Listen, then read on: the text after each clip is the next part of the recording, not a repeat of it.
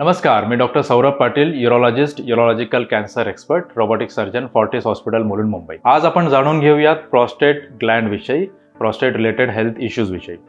So prostate is a gland present in all males. सर्व पुरुषांमध्ये ही prostate ग्रंथी, पुरुष ग्रंथी आढळली जाते। प्रोस्टेटचे मुख्य काम यंग एजमध्ये वीर्य बनवणे असते, जे आपल्या स्पर्म्सला प्रोटेक्ट आणि नरिश करतात। जसं वय वाढतं, आफ्टर 50 और 55 इयर्स ऑफ एज, प्रोस्टेट ग्रंथीच्या साईजमध्ये वाढ होते आणि त्या वाढीमुळे लघवीच्या मार्गावर दाब आल्यामुळे युरिनरी इश्यूज सुरू होतात। प्रोस्टेट रिलेटेड दोन महत्त्वाचे आजार आहेत, एक म्हणजे बिनाइन एनलार्जमेंट ऑफ प्रोस्टेट आणि दुसरं म्हणजे prostate cancer. Benign enlargement of prostate as such is not a disease. हे एक वयोमानानुसार होणारे काही बदल आहेत, ज्यामुळे आपल्याला ओल्ड एजमध्ये आफ्टर 60 इयर्स युरिनरी इश्यूज होऊ शकतात। जसं मी म्हणालो, हा आजार नाही आहे, परंतु या वाढीमुळे ब्लॅडर आणि किडनीवर प्रेशर येऊन याचे रूपांतर आजारात होऊ शकते। प्रोस्टेट वाढीचे अर्ली सिम्पटम्स किंवा लवकर निदान करण्याचे लक्षणं कोणती आहेत? 7 सिम्पटम्सपैकी जर काही सिम्पटम्स तुम्हाला असतील तर याचा अर्थ प्रोस्टेट ग्लँडमध्ये वाढ होते आहे। पुअर स्ट्रीम ऑफ युरिन म्हणजे लघवीची धार बारीक होणे, जी लघवीची धार दूर जात होती ती पायाजवळ पडणे। इंटरमिटन्सी म्हणजे अडकत लघवी होणे। स्ट्रेनिंग म्हणजेच जोर लावावा लागणे लघवीसाठी। सेन्स ऑफ इनकम्प्लीट इव्हॅक्युएशन म्हणजेच लघवी झाल्यानंतरही असे वाटणे की लघवी पूर्ण झालेली नाहीये।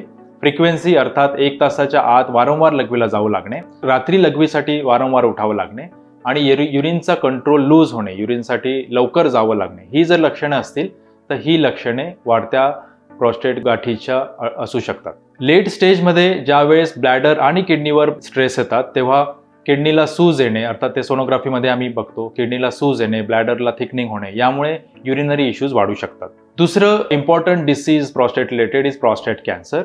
प्रोस्टेट कॅन्सर हा एक वर्ल्ड वाईड पुरुषांमध्ये आढळणारा एक लीडिंग कॅन्सर कॉज आहे। चांगली बातमी अशी आहे की प्रोस्टेट कॅन्सर हा जीवघेणा आजार अर्ली स्टेजमध्ये नसतो, पण अर्ली स्टेजमध्ये याला पकडणे इम्पॉर्टंट ठरते। आपण या आजाराला अर्ली स्टेजमध्ये कसे पकडू शकतो? सेम सिम्पटम्स, तीच लक्षणे जी एज रिलेटेड एनलार्जमेंटमध्ये असू शकतात, तीच लक्षणे प्रोस्टेट कॅन्सरची असू शकतात, जे की पुअर स्ट्रीम, लघवीची धार बारीक होणे, अडकत लघवी होणे, लघवीला जोर करावा लागणे, लघवी झाल्यानंतर सुद्धा असं वाटणे लघवी पूर्ण नाही झाली आहे, रात्री लघवीला वारंवार उठावं लागणे, दिवसा लघवीत वारंवार जावं लागणे आणि लघवीचा कंट्रोल कमी होणे।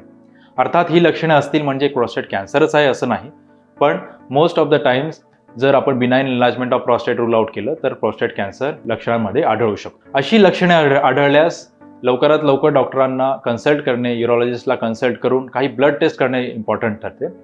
यात सगळ्यात महत्त्वाची ब्लड टेस्ट आहे प्रोस्टेट स्पेसिफिक अँटीजन अर्थात PSA। PSA वाढलेला आढळल्यास फर्दर इन्व्हेस्टिगेशन्सनुसार आपण प्रोस्टेट कॅन्सर रूल आउट करू शकतो। अर्थात PSA वाढलेला आहे म्हणजे प्रोस्टेट कॅन्सरच आहे असे नव्हे।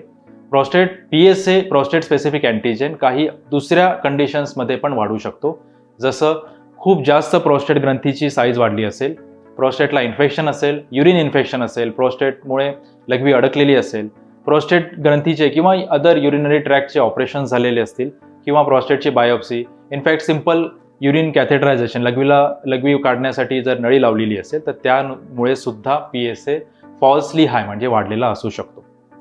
मोस्ट इम्पॉर्टंट थिंग इज, ज्या पण पेशंट्सना, रुग्णांना लघवीचे आजार वाटत असतील, लघवीचे लक्षणं दिसत असतील, त्यांनी त्वरित आपल्या डॉक्टरांना कन्सल्ट करून PSA टेस्ट करून प्रोस्टेट कॅन्सर रूल आउट करणे महत्त्वाचे ठरते। कारण जर हा कॅन्सर आपण लवकरच्या स्टेजमध्ये निदान करू शकलो तर त्या पेशंटला आपण पूर्णपणे कॅन्सर मुक्त करू शकतो आणि तो आपलं पूर्ण quality of life and quantity of life पूर्ण जगू शकतो। थँक्यू।